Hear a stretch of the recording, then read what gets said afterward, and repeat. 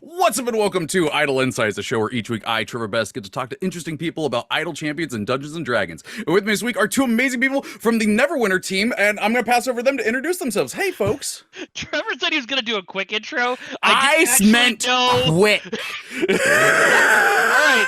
So it's a three-way race now. I always say Misa and I have to have a race to see who can talk the fastest. Now Trevor's in the running too. We're gonna have to have a whole Micro Machines off. I don't know if we have a chance against that. I know. Hello, everyone. My name's Mike Fatum, also known as Ambassador Kel. I am the community manager for Cryptic Studios, which means I work on Star Trek Online, Neverwinter, and Champions Online, for which I am also the writer. Ooh, hey! Yep. Now for someone much prettier than me. Thank you. You're fantastically pretty yourself. I don't know what you're talking about. I know. I'm Misa Ganz. I also work on all three projects. I'm the lead product manager here at Cryptic Studios. So I handle the business back end for Neverwinter, Star Trek, and Champions Online. Heck yeah. And we're here today because we did a little bit of a collab thing.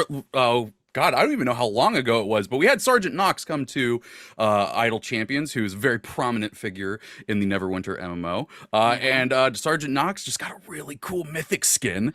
So we thought, well, yeah, look at it. It's right there. Isn't that so cool? Can you guys as artists who designed this skin, can they come dress me? I will check in with them and see how they are with fabric. Well, I guess metal in this case. Yeah, need to get some blacksmiths on board. I know Tony Swatton, he'd do it. So yeah, we thought it'd be fun to do an Idle Insights episode talking about not only Sgt Knox but Neverwinter and all the fun stuff you can do over there. I also want to give you a heads up, chat. You're in for a good one. All three of us have been just on a high of talking about our hyper focuses for the last 30 minutes. You're in for a good show. Well, folks, I want to start things off. There it is. If you know what it is, drop it in the chat. I want to start off things the way I always do on this show, which is by asking the fun icebreaker question of how did you get into D&D? Oh man, Misa, you want to go first? Mainly my partner, my fiance. She is an absolute addict for D&D. I was actually always more of a Magic the Gathering person growing up. And then I got a job. I actually got a job working for Wizards of the Coast, and all she could talk about was the D&D portion, so I had to get involved with it. And so ever since I worked at Wizards, I've been pretty addicted to D&D. And yeah, I usually have her DM, but I've been in a few other campaigns that I really, really enjoy. But Druids for life. Oh, okay. I like Druids. I like Sorcerers. Those are my favorite. Yeah, no, I literally last night my Druid who in my home game who's 20th level was like, wait a minute, this says I get to wild shape just whenever now for as many times as I want. He goes, this is what I will be doing each turn of combat. Basically, that's all I you will do, begin right? as a T-Rex. I will turn into a chicken. I will turn into... He started off so with a very amazing. historically accurate giant crab. Crab rave. Here's this giant enemy crab. Mike, how about you?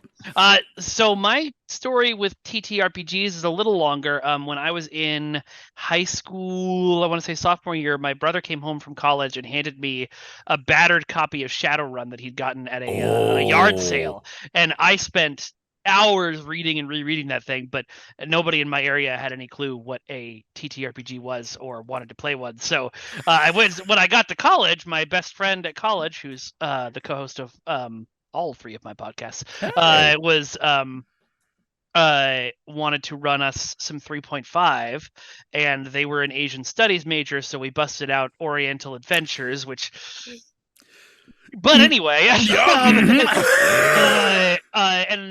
Oh my god. that ran for a couple of games, and then we didn't keep playing that one. But then, although there's a funny story from that game that I will pass on later, I'm sure. But then when I was out of college, I wandered into a Borders, and someone was running a public 4th edition game at the Borders, and I sat down at the table because it was open to anybody, and that turned into a 2 or 3 year campaign with people at first coming to the Borders every week, and then when the Borders closed, we just kept convening at the DM's house. And it was actually like 12 or 13 people playing 4th edition, so combats would just oh be my god. exhausting, but we all loved each other too much for anyone to leave the table. So it was just like, okay, we're getting into combat. Everybody, let's buckle Hunker up. down. All right, we're having tonight's session. It's the third part of the same combat. At one point, one of the We're on players who was round also 4. a DM decided to split off, and so he would DM half the table, and the original DM would DM the other half of the table, and that made it a little shorter. Ooh, Oh my man. goodness, that is crazy though. That is a lot. That is a lot of players for a 4th edition campaign, but that sounds fun as heck. My wife was playing a bard, and she would compose epic poems in between each of her turns because she had time. Well, you'd have the best quips while you're doing your little bardic There you go. Exactly. Exactly. Got time to prep. Yeah, you got plenty of time to write it out. That was my problem when I was playing a bard a work campaign. Is I was like, I always wanted to be like super like witty with my bard, but the combat in 5e is kind of quick, and especially when you only have like 4 people, so we're just like rapid through, and I'm like. I use cutting words. Okay, what do you say? You're stupid in your face. Yeah, that is why I made my bard an insult comic. But now I'm just imagining Triumph the Insult Comic Dog as a bard. Oh my goodness! I think you just killed Trevor. A little bit. Critical hit.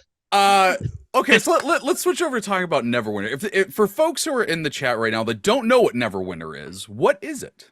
Okay, so Neverwinter is has actually a similar journey in Dungeons and Dragons to me. It is a MMO that was developed during 4th edition, and so there's a lot of still of those fun little things from 4th in there. But it is a third-person action game that you play online with a bunch of your friends. We have more than 10 years. Xbox and it's completely free to play. And we have like 10 years worth of storylines written by folks who are Dungeons and Dragons masters in their spare time. So it's all we have a lot of more than just that. We also have some stuff written by like R.A. Salvatore. Yep. Just the thing we just launched, the module we just launched had writing from R.A. Salvatore and Gino Salvatore. And Ed Greenwood is now voicing Elminster in our game. Are you serious? So yeah, we have an original voice for Elminster, and then when we have this new Elminster simulacrum that we created that Ed Greenwood actually came in and voiced, and it's amazing. Oh, I love it. Yeah, it was incredible too. Like these, as you know, since we just did a collaboration together for Sgt Knox, it takes so long to get this stuff going. Yeah. So when we're like, hey Ed, you want to, he always wants to do it. Yeah. But it's just like getting any minutes of his time is nearly impossible. He actually recorded some lines for us in his coat closet, I think. We did have to have him re-record them because they weren't perfect, but he tried. So it's pretty remarkable. That was one of our super fun ones is having him do those voice lines. That's so cool. Yeah, he made the character. He's the one who made that. It's his character. It's like it was super. So you know he's getting the inflection exactly how it's supposed to be. That voice is kindly coming out of his head and out of his mouth. That sentence got away from me. I've been a fan of the Neverwinter game for, oh my god, I don't even know when I first started playing it. I've gone through and done 3 characters to like the max level, not nice. The beyond stuff, but I've done that run through 3 times. And I love the heck out of this game because it's some of the most like, there's not many games where we get to like be in D&D. Yeah. And like this is literally like you're just walking around Neverwinter. You're just walking around the fields outside of there, the Lake District and everything like that. I've used maps or screenshots from that game to show my players what they're seeing. That makes us so happy. Every time somebody uses our like stuff from Neverwinter, the game, or our version of the city or something, it makes us super happy to hear. I was just gonna make a joke about that, Misa. I can't say any more, but yes, you're not the only one to use maps from our game. That's the only thing I can say about that. Okay, I'll tell you one that actually goes above and beyond that. My sister-in-law, she's the one that got me into Neverwinter. She was running a campaign at one point, and she was doing homebrew stuff, but it got to the point where she couldn't, give the prep as much time each week as she wanted. And so her players were in Neverwinter, and so what she started to do was to actually just take quests from Neverwinter Oh, that's and amazing. then give them to her players with like the quest dialogue and everything like I that. love that. Using this as a source book. That is amazing. Yeah. Like literally, I remember one time she was living with us at the time. She texted me. She's like, "Can you go into my room and open this file and take pictures of the sheets in there?" And I opened up this Manila folder, and straight up there was sheets printed out with like how the quest went, screenshots from the adventure. This makes me so happy. That's so cool. She We loves need to the tell heck out Randy of it. about that. He'll love it. We should absolutely tell Randy. Tell Brett when he's back. So the part of this collaboration is focusing around Sgt Knox, and our players for Idle Champions have an idea of who Sgt Knox is. He's a big dude, big axe, got an eye patch, but like who is Sgt Knox? Sergeant Knox is actually, so he's our main quest giver in Neverwinter.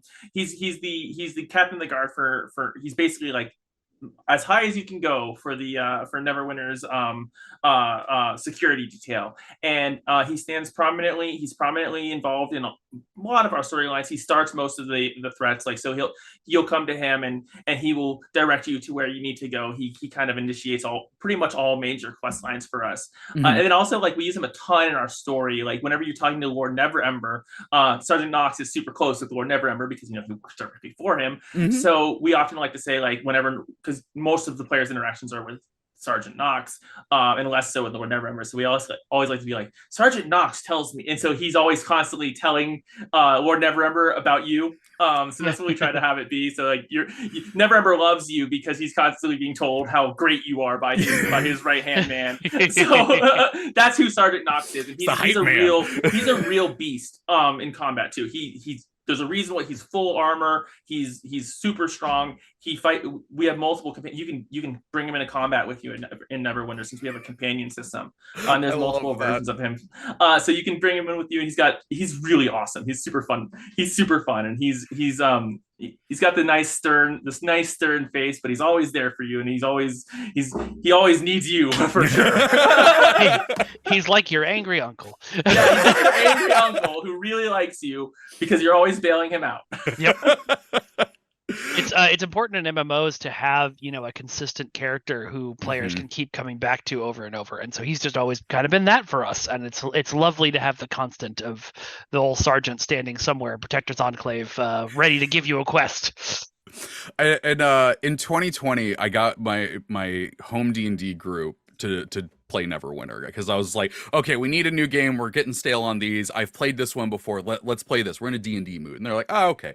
So we started playing it, and they enjoyed it just as much as I did. But one of the things that I found that would happen is we would be in Protector's Enclave, and someone inevitably would walk by Sergeant Knox and hear an audio cue, and then someone would go, Protector's Enclave! And we would just echo that to each one of us, just getting louder and louder. Protector's Enclave! Like, it's our favorite thing to do. So, well, you know what I have to say about that? My goodness, the Protector's Enclave needs you. So much so that when that D&D group eventually made their way into Neverwinter, I had Sergeant Knox there. Oh my God. And I made him essentially Armstrong from Full Metal Alchemist, where he was just the most encouraging, intense person. Oh my goodness. And you just went full running at them every time to tell them how great they were. That's amazing. Yeah, Sergeant Knox is one of those characters that is very, very memorable, and when I found out he's coming to Idle Champions, I lost it because that was past when we did that. So I'm like, yes, one of my favorite characters. So, it's amazing how you get bonded to these kind of like video game character folks. It's great. Oh, pretty yeah. much every video game I ever played, there's at least one or two you're like, yeah, I like that one. That one's the one. That one's mine. That one's mine. I in Zelda for me right now, I love Tulin. I think he's amazing. Tulin is the best, dude. He like that's a little Birdman, right? Yeah. He beats up everything for me. I'm like, I don't know if I'm gonna be able. Oh, he shot it 4 times. And I'm like, am I gonna be able to hit this guy in the face? you just hear the noise, ding. I'm like, Toolin MVP. Literally in chat, Toolin is fantastic. Oh my god, I'm so happy that somebody else agrees with me. So tell you said there that it was as a third person action sort of game. So what does make Neverwinter different from other MMOs? So other MMOs, even other MMOs we produce, like Star Trek and Champions, live on the sort of classic action bar setup. So you press 1 to do your first action, and then 2 to do your second action.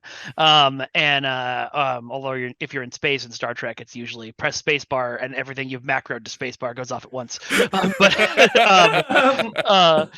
That's true. Neverwinter, because we were aiming a little bit more towards porting to console, and because we wanted a different feel than a typical MMO, it's a lot more like faster paced. There's more dodging involved, and your attacks are on your mouse. So 1 and 2 are your basic attacks, and then you've got some special powers up on the QWER, kind of like if you're playing League of Legends or something like that. And so it's a fun, it's a quicker paced and more Twitch gaming version of, although we're not Dark Souls. Yeah, basically like the hotbar in Neverwinter that you see. Wow, can't even talk. The hotbar you see in Neverwinter, like the numbers, they only go to like, I believe it's 7. If my brain's having a little malfunction, but like 1 and 2 are your daily powers, which you use periodically, and they're not super often. And then you like 3, 4, and 5. Yeah, I am now remembering. 3, 4, and 5 are your potion tray. So you can put like a gadget on there. Like we have a hawk. You can have your hunting hawk come with you. He hovers over your shoulder and bombards enemies. And then you can put some potions on. And then the 6th button is number 6 is your artifact that you have, your main primary artifact. And number 7 is your mount power. Everything else, it's like Mike said, it's on the mouse and QER, and that's it. Yeah. So it's not like we don't have any things on your keyboard that go in 8, 9. I don't know if anybody else, but when I play MMOs, I actually try not to macro anything beyond like 1 through 6. I actually start moving everything around. Far. I can't reach that far. My hands, I have normal size hands, so I start macroing things in ways that I don't have to reach across my keyboard to hit those buttons. So Neverwinter is actually built with that in mind, so you don't actually have to worry about that. And it's made to work. Like again, it was launching on consoles, so it had to really work on controllers. And I played Final Fantasy on a controller. And as someone who played on a keyboard, it was something that I was like, you really need to think about how it's gonna translate. Yeah. I will say the 3 times that I've played through the game, it was all on console, and I genuinely loved the way that the controller inputs were done. Like I've played a lot of MMOs on consoles, and this was one of the few that I was like, this one, I like this makes sense. I don't get confused. It just works. That was the intent. And pretty much any time Cryptic's making a game, when we were involved in control, we like, you really have to study it. Like what makes sense and what similar games have done, and should you deviate from that, or should you just keep it the same? Like the reason why WASD is the control scheme for pretty much everything. For everything. Do you remember when it was the keypad numbers back in like the Doom days? just crossing your arms to get there. Oh yeah, we'll move the arrows this way, and then we'll do this stuff over here. The arrow keys are not made for being able to use with a mouse if you are right-handed.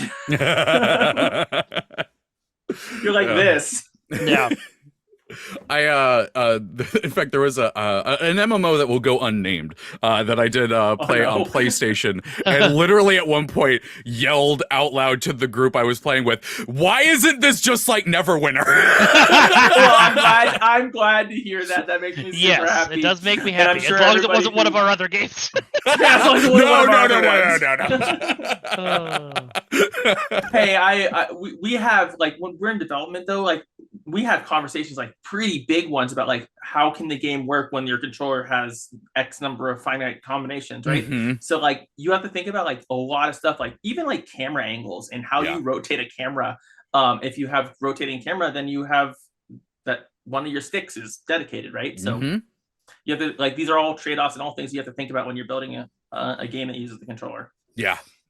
And the the button combinations on it work really well for me. Like there's ones that I've done where I'm like, okay, how are you expecting me to hold this and then make options with this? Like, and so the fact that the controls just for it on console work. Like again, I'm gonna be honest with you, chat. I'm gonna gush a lot about this game, and it's not because we're doing a partnership. I genuinely love this game. Yes, of course. The checks are not in the mail at all. No, not at all. Not at yes. Let me hide the checkbook real quick. This is not a fair, paid you stream. you wouldn't even need a checkbook. You'd just be like, here's a full level character. That's an easy one. That's an easy. That's a really easy under the hand. So Neverwinter is celebrating its 10th anniversary. And how has, I mean, like you even said there in the beginning that like this was in development during the age of 4th edition. Like one of the things that always sticks out in my head, you have dailies, encounters, and at wills. And I mean, as someone who started in 4th edition, that just warms my heart because I'm like, yay, encounter powers. There's a few of us who still like 4th. Lauren, our producer, is another one of them. There you go. Yes. Good job, Lauren. Go team. So how has Neverwinter evolved over those 10 years? So like honestly, just to keep running for 10 years, we have to be constantly evolving. Yeah. I mean, at some, like right now our max level is 20. It didn't used to always be that. We had a standard much higher level scheme. Yeah. But that changed back in like I think August 2021, around there.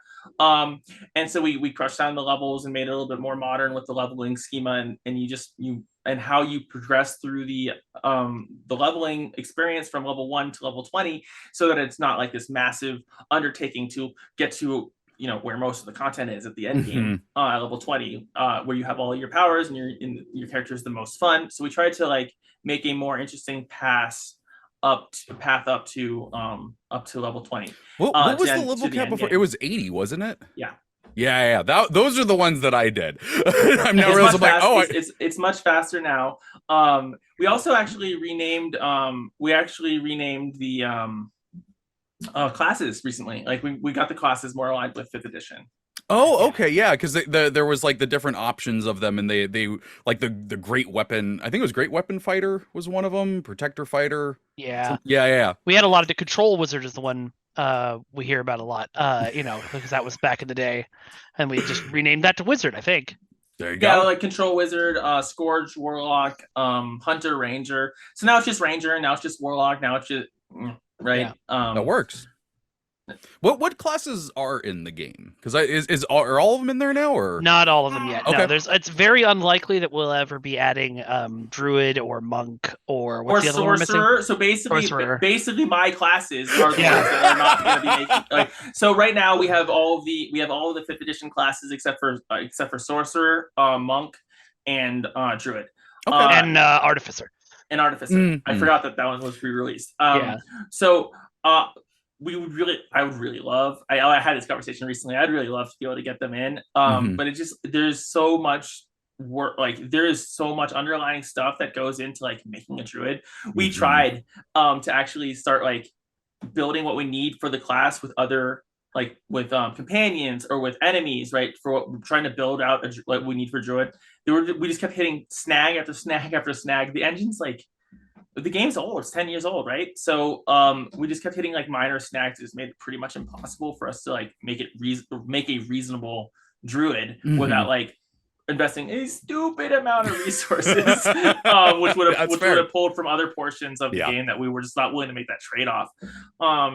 At least right now. I mean, I'm the druid queen. I'm constantly looking for a way to get druid into this game. Like I'm not, I don't want to stop trying to, but I'm just like the reality. You're just slipping notes under people's doors that said druid, please. Yeah, like so I tried to make like a werebear companion at one point, so that it's like you would start getting the shape shifting things going, and we started getting all kinds of technical issues, and we could have fixed them, but it's just death by 1,000 cuts. Yeah. Yeah. I'm going to mention, because I see someone asking in chat, yes, we are taking questions because we are live. I do forget to mention that. You can put you put question : and then your question in chat, and our awesome mod Gabe will grab them, put in a little text doc, and we will be doing a giveaway in a little bit, as long as I remember to talk about it. Oh my god. So the most recent class I think was Bard, right? Yep, Yes. Bard was Yeah. just added, and they actually did a ton of technical work so that bards can freestyle play their instruments, which I love. Really? Yeah, you can just basically open up and just play whatever you like. I'm Within gonna the play confines all of the Zelda system. songs. That's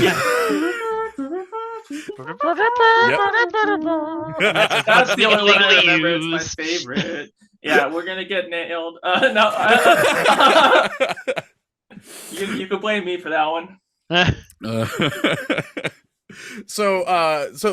well then I'll ask this. What is your favorite class that is in the game?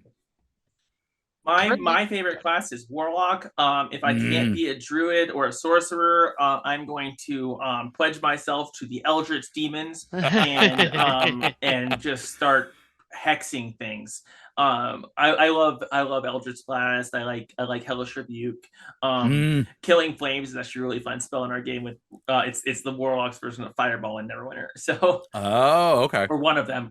Actually, I think that's their single target explosion. They have a Fireball one as well. Cool. But yeah, so I play a Warlock most of the time. They can heal, but why would you? What about you, Mike? So I have a level 20 pally from back in the day. My friends and I used to play this game as a guild called the Cult of the Cube, and we all had gelatinous cube mounts that we would just ride around and game. Oh my god, that mount is so cool! It's so cool. It's one of my favorites because you're riding inside a gelatinous cube. We also have a gelatinous sphere, and we also have a starry version of it. So it's got these it looks like you're in a gelatinous sphere that's got like a nebula. it appears during. I think it's actually might be live right now. Ooh. That mount. Yeah. But then to sort of refamiliarize myself with the game, because I've only been working on all 3 games for a couple of months now, I rolled up a ranger and have been playing through with that, and oh my god, it's so much fun. Because you're just like arrow, arrow, arrow, I teleport away from you. I teleport back in, sword, sword, sword, sword, sword. I teleport away again. Yeah, ranger's really fun because it's got basically like you switch modes. So you're like, I'm using my melee attacks, and so one of the melee attacks is this really cool advance where your character's like and it kind of like advances super quickly, and then one of the other you have a backwards escape as well. Yeah, so with your bow. basically so you zip in, you zip in with that attack, start beating the snot out of whatever you're fighting with Sgt Knox by your side, obviously. Of course. Then you go through all your like encounter powers, and then you switch, use your bow to jump backwards, and then start pulling them from afar, and then back in you go. It's a really cool gameplay style. You feel like Nightcrawler. Basically. Yeah, it's super mobile. It's probably I think that I would say that is our most mobile class in terms of like bouncing around the battlefield. It works really well for things that have a lot of AEs that are like in and out style AEs, like come close to the boss, come away from the boss. Yeah, you're actually pointing out something though that I want to point out for chat, especially for folks that haven't checked this game out. There is like dodging and stuff. Like you have to get out of the way of attacks. My first character though was a protection fighter, and he doesn't do that. He just raises his shield. But this is my favorite thing though, is I would walk through Neverwinter with my group, and they'd keep dodging everywhere, right? And I would just suddenly go, making my way downtown. Yep. You do such a good dance with your shield up. It's so good though.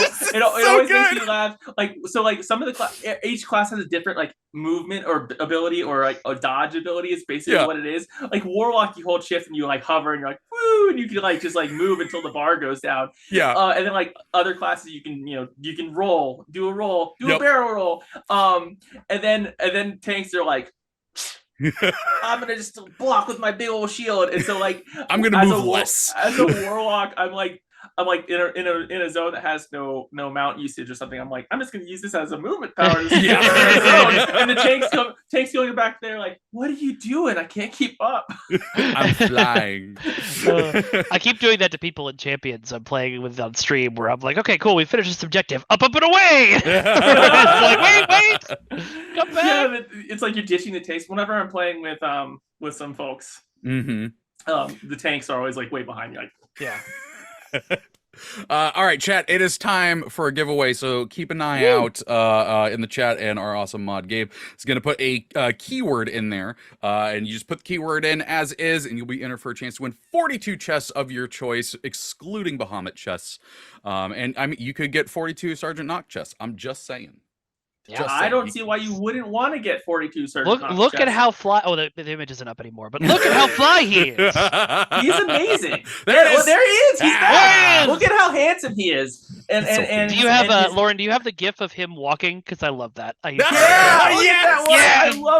I love this. I love his axe so much. I have every desire to get him that axe in Neverwinter at some point. Yeah, I think we should. Oh my God, Gabe made the keyword knocks them down. Oh, that is fantastic. So good. I love puns, so that works really well. Well for me. done. Well done. Knocks them down. Oh my God. It's just rolling in. Now I'm imagining just rolls off the tongue. Knox leading a whole army, just going knocks them down, knocks them down. I know. Like this entire collab. Every time art's been sent over of like what you all were working on with Knox, I've just been like, this is amazing. Like, I love how I love all of the animations that you sent. Where like he's like all dizzy in that one. Yeah, it's fantastic. No, honestly, one of the things that I loved getting into Idle Champions was the fact that like there were characters that I recognized from Neverwinter, because we got Celeste, we got Makos. There's someone else. Do you have our new version of Makos, or do you just have the old one? We have the OG one. We have a Lich version. He's a Lich now. Oh. Yeah. Well, that's a new development. Yeah. Call me. So we re-released him recently as a Lich Makos version. That's so cool. Because he became an undying Lich. Yeah. I don't think I've seen him yet. I need to go look that up. That's pretty cool. But one of the things that I want to talk about is you're talking about the in-game stuff after level 20, and that's some of the stuff that I really love, because like those are, y'all put like actual 5th edition campaigns into this. Can you talk a bit about like how that works and everything? How that works in terms of like working with wizards, or how that works in terms of like. I will dealer's choice. I will give it up to you. I mean, there's a ton of cool stuff with it. One of like recently, we just released Menzo Berenson. And so we've been going back down to the Underdark, and like we mentioned earlier, R.A. Salvatore wrote some for us for that in partnership with our internal writers. Him and his son Gino worked with our internal writing team, so it was a big collaboration effort. It was a ton of fun, and we just wanted to really make sure that it even ties in with his books. That's so super cool. It actually takes place between the second and the third book. And they actually used some of our elements in those books as well. So we were able to tie it into the books and to, Menzo Berenson. That's so cool. So we always are looking for ways to like tie things in with Wizards of the Coast in the modules that are coming out. Sometimes it's a little bit difficult because our development cycles are so different. Yeah. I mean, we hear about them making something, and we'll be like, "Oh, we want to make that too," but it'll take us like 2-3 years to pivot and get it going. Yeah, I mean, so sometimes things will come a little later, right? But But I mean, you all have Tyranny of Dragons, you have Curse of Strahd, you got Tomb of Annihilation, Princes of the Apocalypse, which, by the way, is my preferred version of that storyline. Thank you. And it always impressed me with like when you go to these places, it's like, oh yeah, no, that's Tiamat. That is a 2-scale Tiamat. We have there's one encounter that I can't talk about because it's coming up. Ooh. But we discovered a hilarious bug. Are you talking about the jump scare? We discovered a hilarious bug today where What? a volume was in the wrong place. I have video of it. I can't share it until after the movie. We will share it. I will be sharing it. But the players would enter the dungeon where they're going to fight this boss and walk a few steps forward and then be instantly teleported to the boss and instantly killed. Yeah, basically, it actually is pretty remarkable. It was the most jump scary thing we've seen like recent history. It was just like, oh my God, like how did this happen? It turns out it's literally just like we swapped like one little volume when we were fixing a bug, and it just jump scare time. The game went angry DM. Yeah, game's like, you stepped into the trap that triggered the teleportation to the boss room where you die. I lay down my boss room card face down and end my turn. Yeah, Basically, yeah, and just to touch on like the campaign stuff that you were mentioning, like we've even done an acquisitions incorporated adventure. I loved that. I had Jerry on the show like a couple months ago and literally gushed about that part with them doing the voiceovers and stuff. It was so good. Well, they helped us write it too. They so did. Like, Yeah. They were all involved. It's just why it's just so very them, that whole campaign. It's so remarkably them, and it's so remarkably funny and fun. It's just a nice little like break in the action versus the let's go down to Avernus quest line. Yeah, you know, just the cherry place of Avernus. That's all. Yeah. Let's go deal with Alistair. Let's go deal with the Mad Mage. I'm actually playing in a tabletop version of Avernus right now, and it is so funny because we've been playing. We're at the point now where at any point we could walk up and end the game, and we've just been like, yeah, but we're tooling around in our cars and talking to people. Like, we don't need to go fight. You became hell greasers. Yeah, exactly. Oh, that's so good. Avernus is that. I mean, that's just fun times all around. Mad Max and hell. Come on. Oh yeah, absolutely. Yeah. The cars were pretty interesting thing for us to implement, and then we really liked. We were super happy with all the things that we were able to like give the players from Avernus. Like you can get the wings. You can get a really cool a really cool companion as well. That's like super awesome. So there's a lot of really cool like Avernus-y thing. Like Avernus is there's a lot of interesting stuff down there that we can just reuse for like there is companions, so much mounts, and stuff like that. I mean, Joe Manganiello's down there. Oh my god! You put Joe in hell? Well, his character is in the book. I remember seeing that. Okay. I don't think we actually have his character. I like the idea of Zariel flying over and Joe's just down there, just like, hey. I just want to get into the same room as Joe. I don't like. One of my top 10 moments in this career was being in the calls with R.A. Salvatore, and like Joe would be right up there as well. Like absolutely. So I like you get to meet some really really cool folks in this industry, and I never when I got into this path, I never thought I'd be like I read those books as a kid. I never thought I'd be in the room talking to R.A. Salvatore, and he's like, "Oh, my friends call me Bob." I'm like, what? You're like, just call me Bob. Okay, but what do I call you? Yeah, just encouraging everybody to call him Bob, and I'm sitting there like, this is the coolest thing I've ever had in my life. I called up my uncle afterwards, and I'm like, you love the New York Times. I was in the call with R.A. Salvatore, a New York Times bestseller, and people are freaking out. So it's like that's so much awesome. fun. Sometimes I love this career. Heck yeah. Pre-pandemic, we used to have a lot of people come into the studio to record. Yeah. but yeah, no, I totally get what you mean, because there have been I've been listening to like D&D podcasts for I don't even know how long, and now I get to just like interview them on here. It's weird as like like I said, Jerry Holkins on here. The first D&D podcast I listened to was the Penny Arcade ones that they did with Wizards. Oh yeah, me too. And I listened to those in like 2011 when I got into it. And I'm like, oh yeah, I'm just sitting in a Zoom call with Jerry Holkins now. Okay, cool. Well, how about we switch over and take some questions from chat? Oh yes, chat questions. Spicy time. I will preface this for this question. There is no wrong answer here. Okay. Rough Rider 1995 says, question, do either of our guests play Idle Champions? I played a little. I don't play too much. I am terrible with maintaining idle games. Like I get you. Yeah, I'm same. horrible at it. I have it on Steam. I have played it just goes for several hours sometimes, but I haven't. I've never gotten super deep into it. Yeah, I'm not super deep into it, but I love how it works. Like it's way more interesting to me than a lot of the other idle games that I've been involved with and played. The formations just make it like way more interesting to me. Yeah. Oh yeah. I mean, again, like the people that I have met through this, like I've ended up becoming friends with some of them. So like I have a formation now that's just my friends. Right? Oh, that's awesome. Yeah, I will say though, if you ever do want to get a deep dive on it, we got 2 shows on this channel: Mars' Guiding Hand and Garwar's Guide to Everything. They're fantastic, and they'll teach you everything you need to know. Okay, cool. Maybe I'll check it out. Let's see. This is from Lightning Hawk. Question. So I played 2 of your games, Star Trek Online and Neverwinter.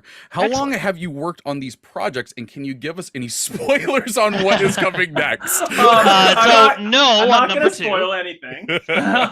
That's called an NDA. If you've ever watched one of my streams, we say we don't talk about upcoming content because upcoming content changes all the time in game development, and we don't want to promise things. I will say I'm very stoked about what's coming next in Neverwinter. I know about it and am very, very excited about it. Me too. That's all I can say. Okay. But in terms of how long we've worked on it, I've been on Stowe for 7 years. 7 years. Oh, wow. I've been on I think it's 7. It might be 6. I don't know. Who knows what linear time? I was just reminding me. I'm like, wow, I didn't realize it was that long ago that I tried that game, because I tried it the first time it came out. Oh, it came out 12 years ago, my friend. Yep. What? Yep. Yeah, it's pretty old. But and then I've been on Champions for 3-4 years. And then Neverwinter for about 4 months. Okay. I've been at Cryptic for going on 5 years. I was originally on one of the projects that did not unfortunately make it out the door. And I transferred to Neverwinter on around 2021. And then I started working on all projects. Basically, it was like, yeah, time to be not just Neverwinter's product manager. We're product manager for all the things. Hey. So when that happened, that was a few months, like probably, Yeah. I would say probably 5, you and I 6 both months ago. got promoted to being in charge of everything around the same time. So around 4 to 5 months ago, I started working on all the things. Which was the moment that Misa and I first started having meetings together and first started realizing that we both loved Kamen Rider, and all meetings are ruined since then. It's true. you got to have that work bestie that all meetings are ruined whenever it's just the 2 of you. Yeah. No, it goes crazy because our hyperfixations are the same stuff, and so and then it gets even worse when you add into the conversation that one of our partners over at Gearbox also has the same hyperfixation.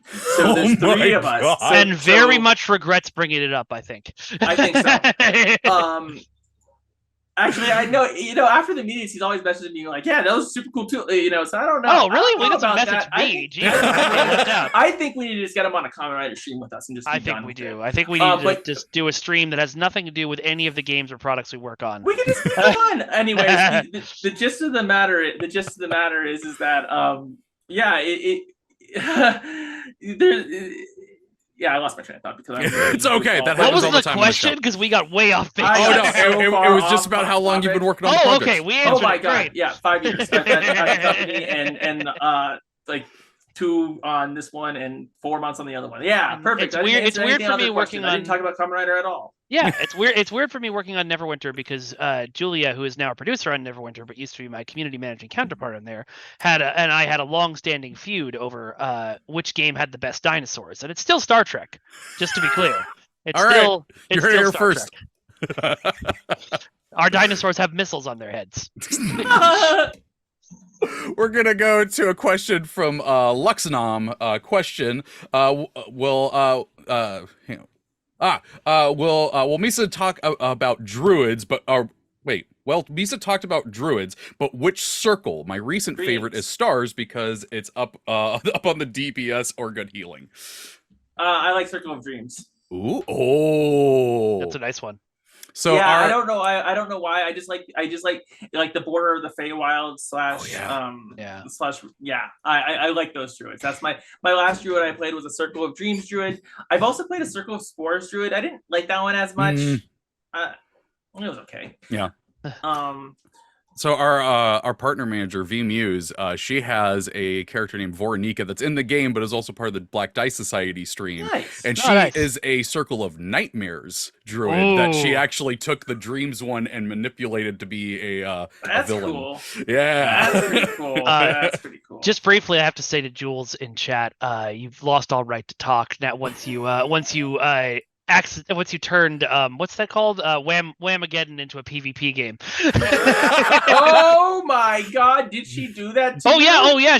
I put up a poster at work about Whamageddon so everybody could play, and then she requested it from the DJ at the Cryptic Christmas party, so we all lost it once. That is amazing. Oh my God. To be fair, like I think like last year was probably like one of the years like I just didn't hear the song. I wasn't like trying to like do Whamageddon. I just like I whammed myself one year because the previous that. year I'd gotten through safely and been like, oh well, now there's a few more days till Christmas. I can put it on my Christmas playlist because I actually like that song, and then forgot that I'd done that. So next year I turn it on and the first song it plays is Last Christmas, and I go, well, rip, done it to myself.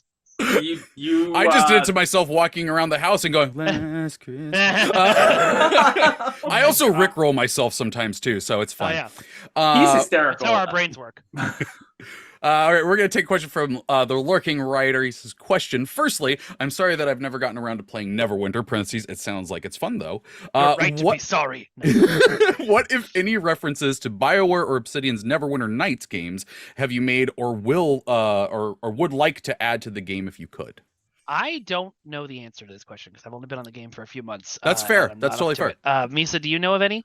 I believe Linu Honorel is one of the few that we have crossover. So we have Linu Honorel, Honorel. I think I'm saying one of those, yeah.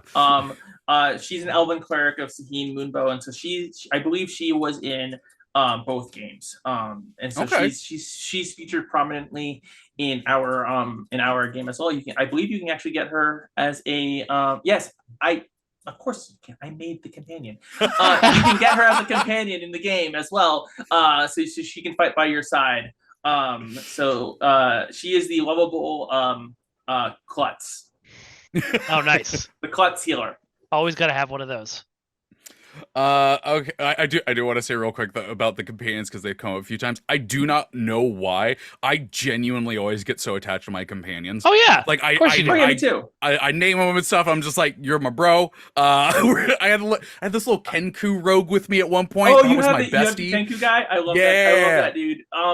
We actually added some new quality of life features to that. So I like naming my guys as well. Yeah. The problem is when you named them, you're like, what is this thing? Because it showed you the name of it instead of the actual. Yeah. Now you actually search it and it shows you both. Oh, cool! So you know great. what it is. So if you name your lich something like Gary, the Darkness Lord, or Gary, I would do that. Then you, when you're looking through your companions, you still see a lich. You're like, okay. Oh, that's really good. I'm partial right now at my warlock. I was like, my warlock currently has fallen angel wings as a mount, and I think a succubus companion would be a nice. So you're going for sort of a theme here. Yeah, so we're going for chaos. Blood for the blood god and skulls for the skull throne. Absolutely. Yes. When life gives you lemons, blood for the blood god. We're going to do two more questions from the Lurking Ride before we have to get out of here. First question is more directed at me. Lich Mako's skin and Idle Champions win. You know, it's been brought up now. It's out there. Oh, you got to enact my my policy, Trevor. I refuse to answer questions that are just thing when. Just straight up refuse. To be fair, I wouldn't get nearly as much interaction with folks if I did that. They confuse full sentences. They're grown adults. Anyway. Let's say Lurking Rider's other question is, if you have a Virtus in your game, please tell me you have Rock Me Asmodeus reference. I was not on the team when that was written. We do have a Virtus in our game. I do not know if we have a reference of that epic caliber, but I kind of wish we did. If we don't, I'm gonna be honest. I'm now mad that I didn't make that in my home game. Right? Right. I've been playing a bunch of champions, and early champions. It seems like everybody who worked on that game was only interested in making references to late '80s movies and puns, and it's great. It's fabulous. That's so I've run into Back Jerton. There you go. There you go. There you go. We got to start wrapping things up because we got another show after this. But it has been a blast to talk with the two of you. This has been so much fun. Seriously, thank you for having us Absolutely. on. We are gonna have to find another excuse to all get together and do an episode of this. We'll just get more Neverwinter people coming over to the game. Yeah. You know what? We'll get you on our stream, and then we can do it again. That's what we should do. We should, let me know. We should get you guys over on our stream so we can talk about Idle Champions over with the Neverwinter folks, and then we can do a combo. It's all cross promotion and synergy, and we'll time and place. This you let me know. Put a pin in it. Put a pin in. We'll have our we'll people circle back. call your people. Yeah. Get all the corporate words in there. Maybe we can take this offline. And... This is definitely one of the most fun streams I've had in recent history. I have been doing a lot of them recently. Like my brain has been like exploding. We had two. She's trying to say she has no fun on my streams. No, I love your stream. Are you kidding me? Are you kidding me? That one the other day was fun. I got to just sit there and be the gallery of obnoxiousness. Yeah, that's great. I literally got to sit there and heckle him as he was playing as Ranger. Oh, perfect. That's perfect. She was supposed to be helping me. She did. Funny. You chose me for a ranger help. Well, if people wanted to find y'all and your game, where could they do so? All right, so if you want to find Neverwinter, you want to go to playneverwinter.com, or you can find us on Twitter at NeverwinterGame, or just search for Neverwinter on Facebook. If you want to find me and you're looking for official Cryptic stuff, then you want to head to the Twitter Ambassador Kel. That's Ambassador and then Kael. If you want to find me for stuff that isn't that, then you're going to want to look up Vengeance God on Twitter. Trying to think if there's anything else. And come and post on our forums. We do a stream every other Tuesday at 4:30 p.m. on twitch.tv/Cryptic Studios, where you can learn more about the game and sometimes watch me flail around with characters badly. Yeah, and he has a lot of cool guests come on it sometimes. You'll get cooler people than me. You'll get the system team will show up on there sometimes. Yep. We're gonna have a bunch of people on next week. Every once in a while you'll get one of our animators. Now those ones are super fun. Yeah. So you get Mike has all the cool guests. I try. Cool. Although I haven't had Jerry Holkins, so I guess I got to step up my game. We gotta set that up. We got set up. Yeah. In that case, I think that's going to do it for this week's episode. Once again, thank you both for coming on and talk with me today. This was an absolute blast. But that's going to do it for this week's episode of Idle Insight. So until next week, take care of yourself. Say it again faster. Have a good one, everybody. Take care of yourself. Bye. It's the speed.